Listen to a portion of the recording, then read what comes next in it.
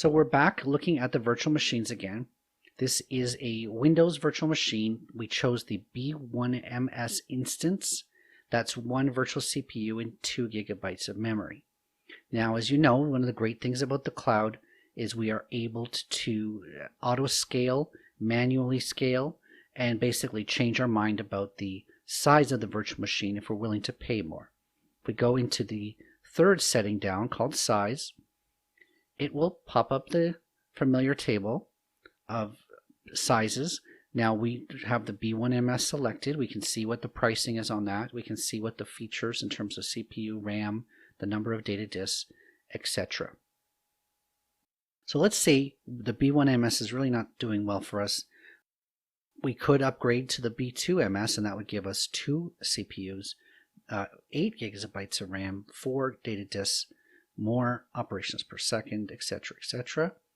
Or we can switch over to more bigger hardware in terms of the D series. We see Microsoft is now on the V3 version of the D series.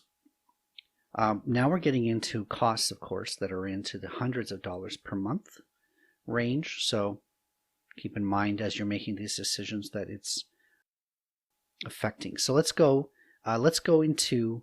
crazy and go from B1 to B4.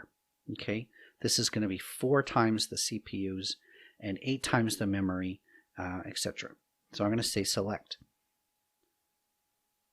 Now when I do this, this is a disruptive operation, right? So basically now the virtual machine happens to be stopped, but even if the virtual machine wasn't stopped, basically there would be a little bit of downtime as this virtual machine moved over from B1MS to B4MS.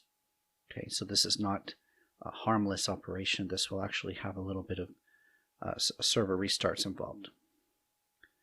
So, and then of course if we change our mind, we can always scale down. Okay, so it's a great thing about changing our mind in terms of the virtual machine size.